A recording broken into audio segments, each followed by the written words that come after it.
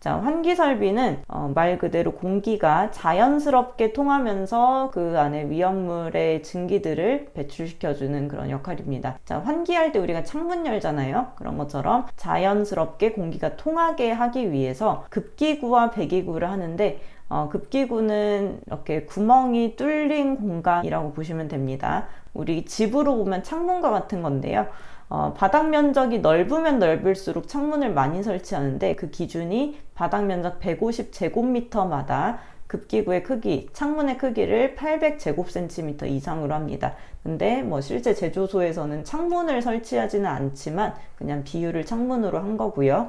여기에서 단위를 잘 보셔야 할 게 바닥 면적은 단위가 제곱미터고 급기구의 크기에서는 제곱센티미터입니다. 자, 이런 단위가 이제 나중에 실기시험에서는 채점 요소로 들어가기 때문에 이런 단위까지도 잘 보시면 좋겠고 필기시험에서는 숫자만 기억하셔도 큰 문제는 없습니다. 자, 바닥 면적이 항상 150제곱미터마다 커지는 건 아니기 때문에 그것보다 작을 때는 이런 30 간격으로 150보다 30만큼 작아질 때 급기구의 면적도 150만큼 줄어듭니다. 자, 이런 식으로 이제 60제곱미터 미만일 때는 150, 60에서 90일 땐 300, 90에서 120일 땐 450, 120에서 150일 땐 600. 그래서 필기와 실기에 둘 다 출제될 수 있는 표이고요. 자, 급기구는 낮은 곳에 설치해서 인화 방지망을 설치해야 됩니다. 자, 약간 이렇게 채와 같은 이런 형태로 이제 급기구를 막아야 된다는 뜻이고요. 환기구, 공기가 빠져나가는 곳은 지붕 위나 지상 2m 이상의 회전식 고정 벤티레이터, 이렇게 스테인리스와 같은 재질로 동그랗게 생겨서 막 돌아가는 그런 형태의 이제 구조물입니다. 그래서 이런 건축물 모양으로 보자면 급기구, 공기가 통할 수 있게 구멍이 뚫린 공간은 아래쪽에 설치를 하고요. 그리고 공기가 빠져나가는 곳은 지상 2m나 지붕 위에 이렇게 설치를 한다는 내용으로 보시면 되겠습니다. 자, 배출 설비는 환풍기와 같이 강제적으로 증기를 빼낼 수 있는, 냄새를 빼낼 수 있는 그런 역할인데요. 자, 환풍기와 같이 강제 배기 방식으로 하고, 환풍기는 일반적으로는 국소 방식으로 합니다. 특별히 위험한 물질이 나오는 곳에 일부분에 설치하는 게 좋은데, 이러한 경우에는 아예 공간 전체를 배출 설비를 설치할 수 있습니다. 집 전체에 배출 설비 설치하는 것처럼요. 배관이음으로 된 경우 아니면 전역 방식이 유효한 경우인데 웬만하면 국소 방식으로 하지만 전체 다 배출 설비를 설치할 수도 있다는 뜻이고 강제적으로 배출할 수 있는 것으로 한다. 환기 설비는 자연 배기이기 때문에 그것을 비교하는 형식으로 문제가 나올 수 있습니다. 자, 여기에서 말하는 고인화점 위험물이라는 것은 인화점이 100도씨 이상이라는 것을 의미하니까 이런 고인화점은 100도씨 이상이다라는 것을 받으시면 좋겠고요. 이 환풍기의 능력은 1시간당 배출 장소 용적의 20배 이상으로 해야 합니다. 근데 그 공간 전체를 다 빨아들이는 전역 방식의 배출 설비에 대해서는 바닥 면적당 18을 곱한 만큼의 양으로 해야 합니다. 자, 급기구는 높은 곳에 설치하고 인화 방지망 설치해야 되고요. 배출구도 지상 2m 이상으로 높은 곳에 해야 됩니다. 그래서 환기 설비와 다르게 배출 설비는 낮은 곳이 아니라 높은 곳에서 들어와서 이런 환풍기를 통해서 또 높은 곳으로 나가는 이런 형태로 이제 공기가 통한다라는 것을 확인하시면 되겠습니다. 자, 제조소는 옥내와 옥외를 구분하지 않기 때문에 옥 내에 있는 제조소도 있고요. 바깥에 있는 제조소도 있습니다. 자, 옥외 설비인 경우에 액체 위험물을 취급하는 경우에는 이 액체가 사방으로 퍼져나갈 수 있기 때문에 더 이상 퍼져나가지 않도록 턱을 설치합니다. 근데 이 턱이 너무 높으면 지나다니는데 사람이 불편할 수 있으니까 최소의 높이는 0.15m 이상으로 해야 한다는 거고요. 자, 외부로 흘러나가지 않게 하고 턱이 있는 경우에는 턱이 있는 쪽이 낮게 경사지게 해서 지뷰 설비, 유체가 모일 수 있는 설비를 해야 합니다. 그리고 물 100g에 용해되는 양이 1g 미만인 것, 즉 비수용성에 해당하는 위험물이라면 쉽게 생각하면 기름이죠. 기름 같은 것들이 있다면 이 위험물이 직접 배수구에 흘러 들어가지 않도록 유분리 장치를 설치해야 합니다. 물에 녹는 것과 안 녹는 것을 분리 분리할 수 있는 장치를 설치하는데, 이렇게 길을 가다 보면 뭐 맨홀 뚜껑하고 비슷한 모양으로 이렇게 바닥에 뭔가 뚫려 있는 것들이 있어요.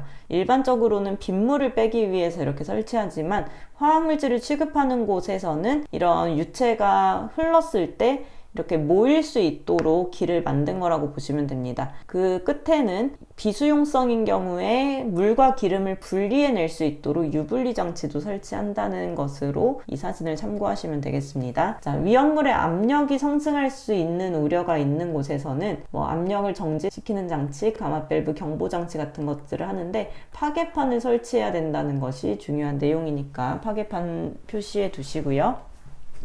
필해 설비는 번개와 같은 것들이 점화원으로 작용할 수 있기 때문에 지정 수량 10배 이상의 위험물을 취급하는 제조소에서는 필해 설비를 설치해야 합니다. 자, 육류 위험물을 취급하는 곳에서는 제외를 하고요. 방류제는 이 제조소 안에 탱크가 설치되어 있는데, 이 탱크의 용량에서 위험물이 흘러나왔을 때 넘치지 않게 하기 위해서 사방으로 세우는 담입니다. 자, 이 방유제를 지금 제조소에 설치하는 경우고요. 나중에 5개 탱크 저장소에 설치하는 방유제의 용량하고 구분해야 하기 때문에 지금 제조소의 방유제라는 거를 기억하시고, 이 탱크의 용량에 0.5를 곱한 만큼이나, 탱크가 2개 이상이라면 제일 큰 거에다가 0.5를 곱한 거, 그리고 나머지 탱크를 다 더해서 0.1을 곱한 다음에 이 둘을 더한 만큼의 방유제의 용량이 되도록 설치를 해야 합니다. 그래서 나중에 방유제 용량 구하는 문제는 굉장히 자주 출제가 되는데, 용량 문제에서 이 공식을 사용하시면 되겠습니다. 방유제에 대한 구체적인 내용은 5개 탱크 저장소에서 정리하도록 하겠습니다. 자, 위험물에 따라서 일반적으로 취급하는 것보다 약간 특별 대우를 해줘야 되는 위험물들 앞으로 자주 등장할 텐데요. 첫 번째, 알킬알루미늄 등이 있습니다. 제조소 등처럼 등이 붙었다는 건 뭔가 생략됐다는 거예요. 알킬알루미늄 등은 알킬 리튬과 알킬 알루미늄을 이제 포함하는 말이고요. 아세트알데히드 등은 아세트알데히드와 산화프로필렌을 포함하는 말입니다. 히드록실아민 등은 히드록실아민 염류를 포함하는 말입니다. 자, 그래서 알킬알루미늄은 삼류 위험물, 아세트알데히드는 사류 위험물, 히드록실아민은 오류 위험물이기 때문에 알킬알루미늄은 금수성 물질이 되겠죠. 삼류 위험물이니까. 그래서 물이 들어가지 않고 불활성기체만 봉입하는 설비로 안전조치를 해야 합니다. 그런데 아세트알데히드는 불활성기체도 쓸 수 있지만 수증기도 쓸 수 있습니다. 자, 아세트알데히드는 사류이기 때문에 수증기가 가능하지만 알킬알루미늄은 삼류이기 때문에 수증기 봉입은 절대 틀린 말이 된다는 것을 위험물의 성격과 연결지어서 보시면 좀 더 이해하시기 편하실 것 같고요.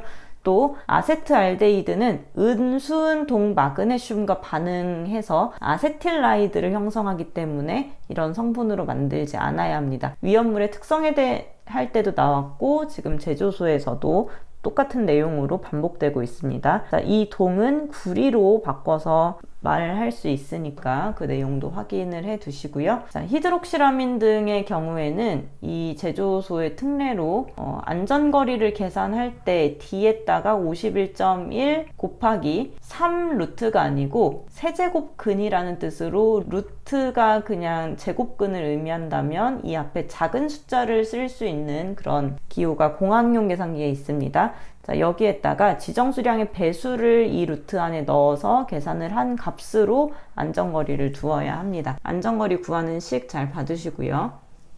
자, 그리고 제조소의 안전거리 단축 기준으로, 제조소는 방화담을 설치했을 때 원래의 안전거리보다 단축을 할 수 있는데, 주거용 건축물은 원래 안전거리가 10m, 학교병원 극장은 30m, 문화재는 50m인데 이 아래쪽과 같은 이런 방화상 유효한 불을 막아줄 수 있는 이런 벽을 설치한다면 거리를 그렇게 넓게 두지 않아도 된다는 뜻입니다. 원래 10m였지만 6.5m, 7m로, 30m였지만 20m, 22m로, 50m였지만 35m, 38m로 줄일 수 있다는 내용이고, 이 방화상 유효한 담, 불을 잘 막아줄 수 있는 담이어야 되겠죠? 제조소가 여기 있고 주변에 건축물이 있는데 이 담이 너무 낮게 되면 불을 충분하게 막아주지 못할 거고, 그래서 어느 정도 너무 높게 설치하게 되면 좀 비효율적으로 비용도 많이 발생하는 그런 상황이 되기 때문에 적절한 높이를 어느 정도로 계산할 것인가 하는 그런 공식입니다. 자, 기준이 되는 것은 이 인근의 건축물보다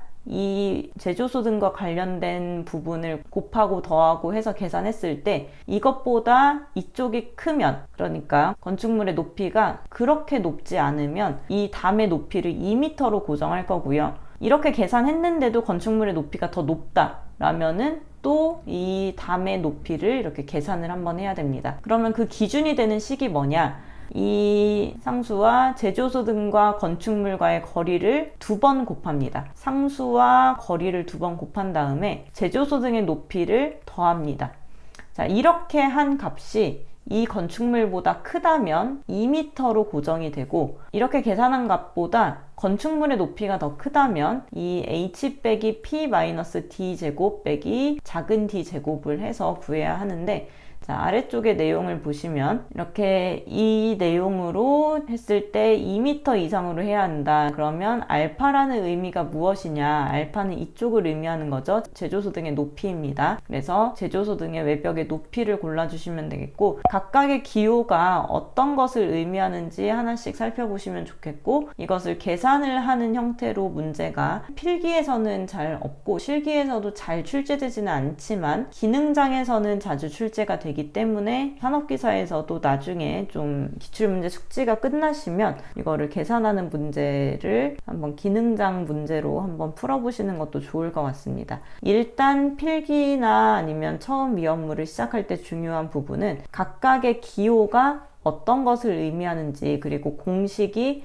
이렇게 됐을 때는 2가 되고 이런 상황일 때는 이런 공식을 써야 된다는 것까지 이제 정리할 수 있도록 해보는 게 좋겠습니다.